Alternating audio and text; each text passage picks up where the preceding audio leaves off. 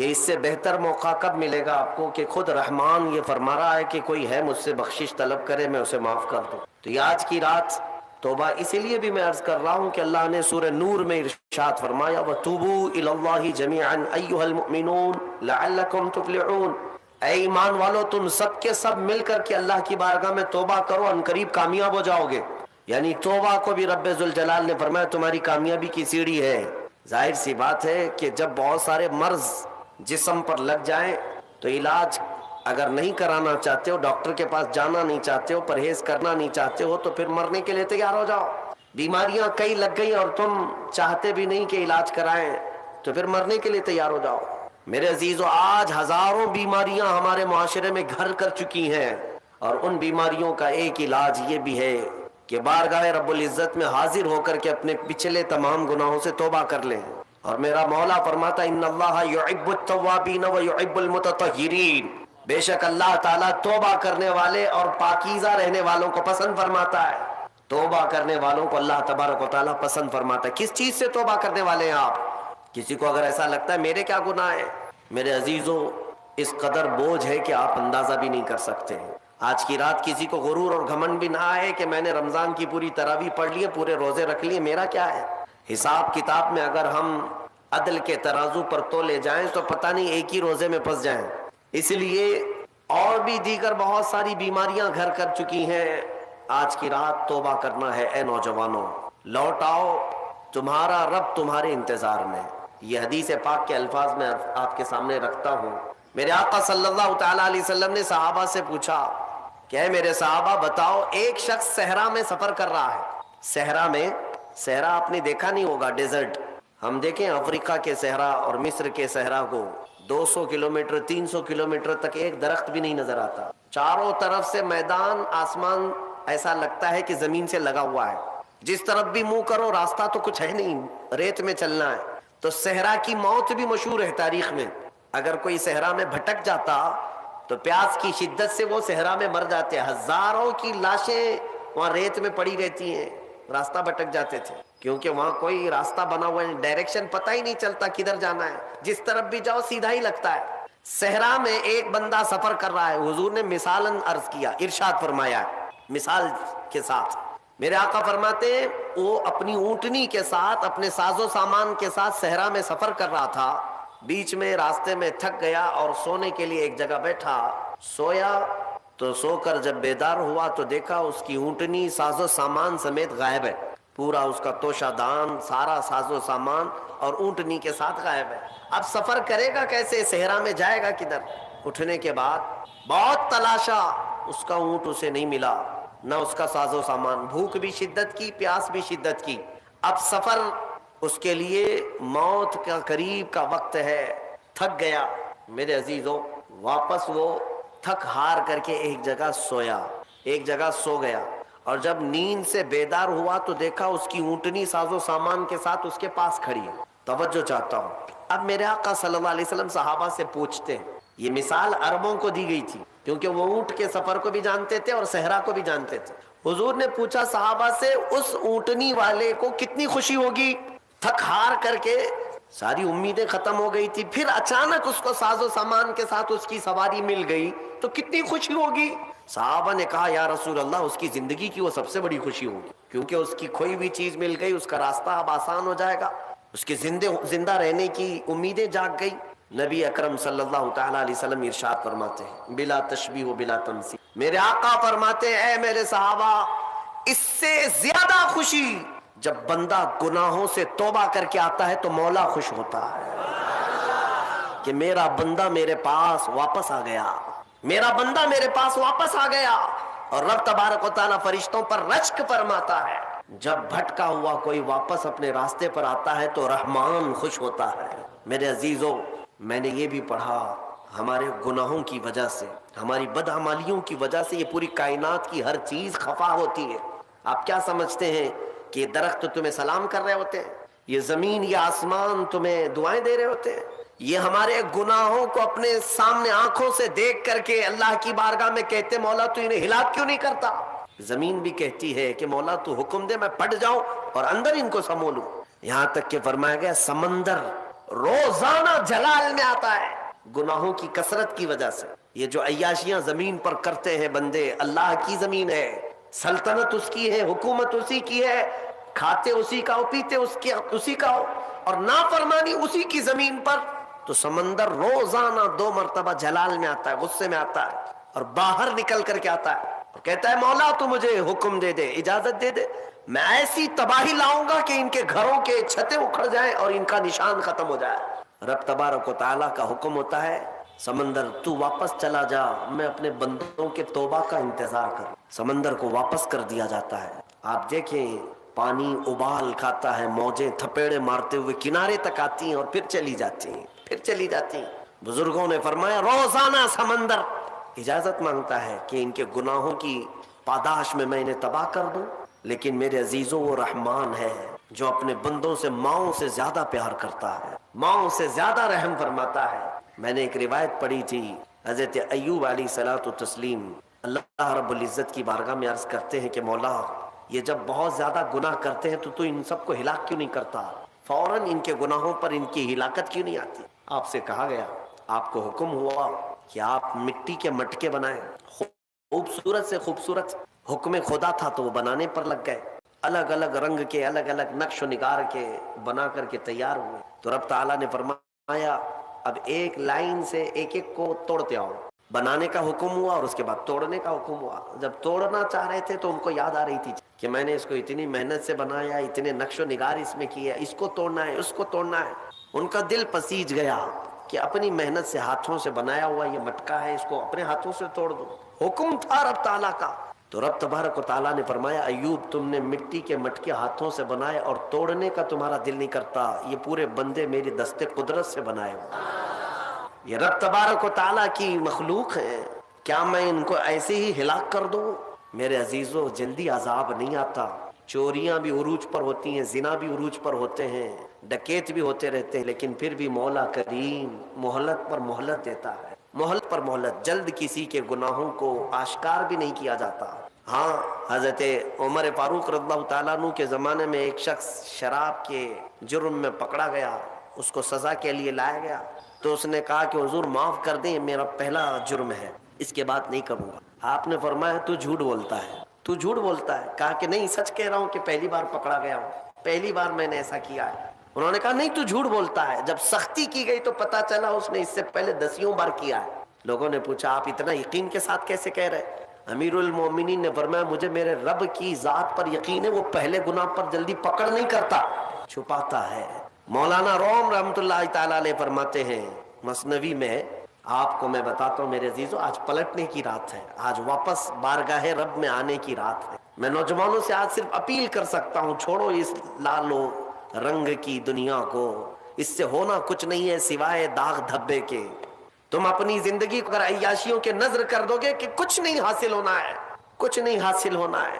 इन गुनाहों की लज्जत ज्यादा देर की नहीं, बहुत जल्दी एक्सपायर हो जाती है, और नेकियों की लज्जत कब्र नहीं हश्र में भी बाकी रहती है। छोड़ दो इन जिंदगियों को और वापस आओ बारगाह मौला में। मौलाना रोम फरमाते हैं मदीने में एक सारंगी रहता था, सारंगी बांसुरी बजाने वाला, उसी से उसकी कमाई चलती थी। बजाता था सुरीली आवाज, सुरीली उससे म्यूजिक निकलती थी, लोग सुनते थे। वक्त गुजरता गया, उसी की कमाई में चलते रहे। लेकिन एक बात याद रखना है नौजवानों, वक्त सबके साथ हमेशा वैसा नहीं रहता। आज जो नौजवान हैं कल बूढ़े हो जाएंगे। आज बहुत सारे नौजवान ये समझते हैं कि मुझे क्या फर्क है, मेरे पास ताकत है, कुव्वत है, मेरे पास माल है, मैं जो चाहूं कर लूंगा। वक्त सबके साथ यकसा नहीं रहता, बहुत जल्दी चीजें जायल हो जाती हैं, खत्म हो जाती हैं। हमने उन लोगों को भी देखा है जिनके बारे में, अभी मैं ज्यादा पुरानी बात नहीं कर रहा हूँ, 10 साल पहले की बात, जिनका ये ऐलान था कि इतना माल है कि हमारी 7 पुश्तें खा सकती हैं, लेकिन उसी बंदे को मैं आज देखता हूँ वो 10-10 रुपया मांगता है, 10-10 रुपया आज भी मांगता है। कहाँ गई दौलत? एक हालत में हमेशा इंसान नहीं रहता, बदल जाया करती है कैफियतें। वो सारंगी जो जिंदगी भर बांसुरी बजा बजा करके पैसा कमाता था, 80 साल का हो गया, सांस फूलने लगी। अब जब सांस फूलने लगी तो बांसुरी बजती नहीं, लय टूट जाती है। लोग नहीं सुनते थे, कहते थे बुढ़ापे में इसकी बांसुरी बजती ही नहीं, क्या बात इसकी बाजे को सुने। लोग छोड़ छोड़ करके जाने लगे। نہ کوئی محفل گرم ہوتی، نہ کوئی اس کو پیسہ دینے والا تھا. اور اب تو ایسے حالت ہو گئی کہ اس بوڑھے کے 80 سال کی عمر میں پیٹ کے لالے پڑ گئے، کھانے پینے کے لیے کچھ نہیں ہے. جو کچھ بھی ملتا تھا وہ بانسری کے بجانے سے ملتا تھا. تھک ہار کر کے اپنی بانسری کو لے کر کے آیا جنت البقیع قبرستان، مدینہ طیبہ کا مشہور قبرستان. غالباً ایسی کوئی مقدس رات رہی ہوگی، یہ حضرت عمر فاروق کا زمانہ ہے. رات کافی ہو چکی، مدینہ سو رہا، مدینے کے لوگ سو رہے ہیں، اور وہ قبرستان میں آیا اور قبروں کو دیکھنے لگا. کہا عنقریب میرا بھی یہیں جانا ہے، مجھے بھی منو مٹی تلے اب دب جانا ہے. چند لمحوں کا میں مہمان ہوں، چند دنوں کا پتہ نہیں. اور زندگی بھر بانسری بجا بجا کر کے کھاتا رہا. آج کے دن اس نے کیا کیا، بانسری اٹھایا اور توڑ دیا. لکڑی کی ہوتی تھی، توڑ دیا اور کہا اے رحمان تیرا بندہ ہوں، دنیا نے مجھے کھلانا پلانا چھوڑ دیا ہے، کیا اب تو بھی نہیں کھلائے گا، کیا تو بھی نہیں پلائے گا؟ وہ پکارتا رہا اور روتا رہا اور کہا میرے پاس اس کے علاوہ اب کوئی دروازہ باقی نہیں ہے کہ میں پلٹ کر کسی اور سے سوال کروں. لوگ عزت دیا کرتے تھے، بانسری والا سارنگی والا بڑی میٹھی آواز میں بجاتا تھا. آج جب ایسی کیفیت آئی تو سارنگی بانسری توڑ دیا اور پکارتا پکارتا تھک ہار کر اسی قبرستان میں مٹی میں ہی سو گیا. تھک کر کے گر گیا نیچے. جانتے ہیں سیدنا عمر ابن خطاب رضی اللہ تعالیٰ عنہ مسجد نبوی میں رات کے وقت قرآن پڑھ رہے تھے، عبادت میں مشغول تھے. آپ کی آنکھیں کیا بند ہوئی، مصطفیٰ کریم صلی اللہ تعالیٰ علیہ وسلم تشریف لائے. کہا عمر اٹھو مسجد سے، جاؤ جنت البقیع میں میرا ایک غریب امتی بھوکا ہے، میرا ایک غریب امتی بھوکا ہے. میرے رب نے حکم دیا کہ اس کے کھانے پینے کا انتظام کرو. اللہ اکبر. حضرت عمر بیدار ہوئے کہ رسول پاک صلی اللہ علیہ وسلم حکم فرمائے اور رحمان کا حکم آیا کہ کوئی کھانے کے لیے مجبور ہے. تو حضرت عمر کہتے ہیں کہ ضرور کوئی مقدس مہمان ہے میرے مصطفیٰ کا، کوئی مقدس مہمان ہے، کوئی بڑا نیکوکار آدمی ہے جس کے لیے مولا نے حکم فرمایا. اپنے گھر سے توشہ بنوایا اور اچھی غذا بنوائی اور لے کر کے خود اپنے ہاتھ سے جنت البقیع آئے اس مہمان کو ڈھونڈنے کے لیے. کون مقدس مہمان ہے؟ پورے قبرستان میں کوئی نظر نہیں آیا اور اس مٹی پر یہی بوڑھا کمزور اپنی بانسری توڑے ہوئے گرا ہوا نظر آیا. آپ گئے، اس کو جگایا، پوچھا کون ہو؟ وہ جھجک کر کے اٹھ گیا اور سامنے امیر المومنین کو دیکھ کر ڈر گیا کہ کہیں میری سزا کا وقت نہ آ گیا ہو، کوڑے نہ مارے جائیں مجھے. اٹھ گیا. حضرت عمر نے کہا کیا تو ہی بھوکا آدمی ہے، کیا تو ہی پیاسا آدمی ہے؟ کہا ہاں امیر المومنین، بھوکا اور پیاسا تو میں ہوں. دسترخوان وہیں بچھایا، توشہ اس کے سامنے کھول دیا اور کہا لے کھا لے، تیرے کھانے کے لیے رحمان نے مجھے بھیجا ہے. مصطفیٰ کریم صلی اللہ علیہ وسلم کا حکم ہے. وہ بوڑھا ایک لقمہ کیا اٹھایا تھا کہ کرب سے اور درد سے رونے لگ گیا اور کھڑا ہو گیا اور پکار کر کے کہنے لگا اے مولا، اے رب قدیر، 80 سال کا ہو گیا، زندگی بھر لوگوں کو خوش کرنے کی کوشش میں تجھ سے منہ پھیرا رہا، آج ایک رات تجھے کیا پکارا کہ تو نے وقت کے امیر المومنین کے ہاتھ میرا توشہ بھیجا، وقت کے امیر المومنین کے ہاتھ میرے کھانے اور روٹی کا انتظام کیا. یہ کہہ کر کہ وہ بے ہوش ہو کر گر پڑا. میرے عزیزوں، یہ آج کی رات میں تم سے اتنا مطالبہ کروں گا، دیر ابھی بھی نہیں ہوئی، پلٹ آنے کا وقت ہے. وَتُوبُوا إِلَى اللَّهِ جَمِيعًا أَيُّهَا الْمُؤْمِنُونَ، تم سب کے سب اللہ کی طرف لوٹ آؤ اے مومنو. میرا مولا فرماتا ہے لَعَلَّكُمْ تُفْلِحُونَ، ان قریب تم کامیاب ہو جاؤ گے، تم کامیاب ہو جاؤ گے. 80 سال اگر مولا سے دور بھاگتا تھا، ایک بار اسے کیا پکارا. اسی کو تو اقبال نے کہا تھا وہ ایک سجدہ جسے تو گراں سمجھتا ہے، وہ ایک سجدہ جسے تو گراں سمجھتا ہے، ارے 1000 سجدوں سے دیتا ہے آدمی کو نجات. ادھر ادھر سر جھکانے سے تیرے سر کو اگر کوئی چیز بچا سکتی ہے تو میرے رب کا سجدہ ہے. یہاں جھک گئے تو مولا ہر جگہ جھکنے سے بچا لے گا، یہاں کے فقیر ہو گئے تو مولا ہر جگہ کے فقر سے بچائے گا، اس بارگاہ کے محتاج ہو گئے تو دنیا کی محتاجی سے بچائے گا. میرے عزیزوں، میں آپ کو اور ایک بات عرض کر کے، حالانکہ میرا عنوان الگ ہے، میں صرف رات کی بات تھی تو میں سوچا کہ تمہیں دعوت دے کر کے چلا جاؤں. آج کی جو رات ہے وہ توبہ کی رات ہے، شاپنگ میں اور عیاشی میں گزارنے کی رات نہیں. حبیب اجمی کا نام سنا ہوگا آپ نے، بغداد کے رہنے والے مشہور مالدار شخص، پیسہ بہت تھا لیکن معاملہ یہ تھا کہ سود پر پیسہ، سود کا کاروبار، لوگوں کو سود دینا، لوگوں سے سود لینا، یہ کاروبار چلتا تھا۔ مسلمانوں اگر اپنے معاشرے میں سود کی بلا ہے تو فوراً توبہ کر۔ میرے آقا صلی اللہ علیہ وسلم کا فرمان عالی شان ہے، جس نے سود کا ایک لقمہ کھایا وہ گناہ اتنا بڑا ہے کہ جیسے کہ کعبے کے سامنے اس نے اپنی ماں سے زنا کی۔ یہ بہت خطرناک چیز ہے، لوگ اس کو آج ہلکے میں لیتے ہیں۔ پیسہ ڈبل کرنے والا سسٹم مسلمانوں کو بہت جلدی پسند آتا ہے۔ کوئی بھی آ جائے کمپنی، چیٹ فنڈ کمپنیاں صرف مسلمانوں کے محلے میں ہی کامیاب ہوتی ہیں، باقی جگہ نہیں۔ لاکھ روپے دو اور تم گھر میں نواب صاحب بیٹھے رہو، ہر مہینہ 10-10 ہزار آتا رہے، یہ پتہ ہی نہیں کہ کس طرح سے آتا ہے۔ تمہارے گھر میں آنے والا ایک لقمہ بھی تمہاری تحقیق کے بغیر نہیں آنا چاہیے، تم مسلمان ہو۔ ایک سکہ بھی تمہارے گھر میں بغیر تحقیق کا نہیں آنا چاہیے۔ اگر مشکوک، یعنی جس میں شک ہے، حرام کی بات نہیں کر رہا ہوں، حرام تو بڑی بات ہے، جس مال میں شک ہے اس مشکوک مال کا بھی ایک لقمہ کھا لیا تو اولاد بگڑ جاتی۔ بزرگوں نے فرمایا اولاد بدتمیز پیدا ہوگی، بد اخلاق ہو جائے گی، کردار سے عاری ہو جائے گی، اس کا خیال رکھو۔ تو میں عرض یہ کر رہا تھا کہ حبیب اعجمی سود کا کاروبار کرتے رہے۔ ایک دن ایسا ہوا کہ اپنی بیوی سے گوشت لا کر دیا اور کہا کہ پکاؤ۔ بیوی نے کہا لکڑیاں نہیں ہیں، کہا کہ میں فلاں کے اوپر میرا سود آتا ہے، سود میں وہ لکڑیاں لے آؤں گا، سود میں لکڑیاں بھی، گھر کا آٹا بھی سود میں لا کر کے دیے۔ بیوی نیک تھی، سمجھاتی رہی۔ اس دن دعا کرتی ہے مولا میرے شوہر، میرے سرتاج، میرے رفیق حیات کو ہدایت دے۔ جب چولہے پر یہ ہانڈی رکھی گئی، کھانا پک گیا، یعنی سالن پکا تو اس نے اتارا، حبیب اجمی دسترخوان پر تھے، ہانڈی کھولی گئی تو اس میں پکتا ہوا خون تھا، خون کے علاوہ کچھ نہیں۔ حبیب اعجمی نے پوچھا یہ کیا ہے؟ بیوی نے کہا جب لوگوں کا مال سود میں لا کر کے دو گے تو اللہ تعالیٰ تمہیں دنیا میں ہی خون کھلا رہا ہے، آخرت میں کیا عذاب ہو۔ بات اثر کر گئی، بات اثر کر گئی دل پر، اور ڈر بھی گئے کہ اپنی آنکھوں سے دیکھا کہ پکتا ہوا گوشت خون بن چکا ہے۔ فوراً پورے جسم میں کپ کپی طاری ہو گئی، توبہ کیا، کھڑے ہو گئے۔ گھر سے باہر نکلے تو راستے سے جا رہے تھے، بچے جو کھیل رہے تھے، ایک بچے نے پکار کر کہا اے بچے ہٹو، یہ سود خور آ رہا ہے، اس کی چھاؤں کہیں ہم پر پڑ گئی تو ہم برے ہو جائیں گے۔ بچوں میں بھی یہ بات آ گئی۔ حبیب اجمی کو آج دل پر بات لگی، میرا رب کسی کے لیے ہدایت دیتا ہے تو کچھ ذریعے بنا دیتا ہے۔ حبیب اجمی اب رونے لگ گئے کہ میں اس قدر خستہ ہوں، اس قدر بدنام ہوں کہ بچے میری چھاؤں سے بھاگ رہے ہیں۔ اب سوچا کہ اب میں سود نہیں لوں گا اور نہ ہی اس کاروبار میں، سب کو چھوڑ دیا۔ لیکن اب مسئلہ یہ تھا کہ بچپن شروع سے کوئی کام کرنے کی عادت نہیں تھی، پیسہ دینا ہے مارکیٹ میں گھما کر کے بڑا کر کے لانا ہے، کام کرنے کی عادت نہیں تھی، فن نہیں تھا، ہنر معلوم نہیں تھا، اب کمائیں تو کیسے کمائیں۔ سوچا کہ اب اس چیز کو چھوڑ دیا ہوں تو بیوی سے آ کر کے کہا میری رفیق حیات میں نے توبہ کر لیا، آج کے بعد سے یہ سود کی طرف میں ہاتھ بھی نہیں بڑھاؤں گا۔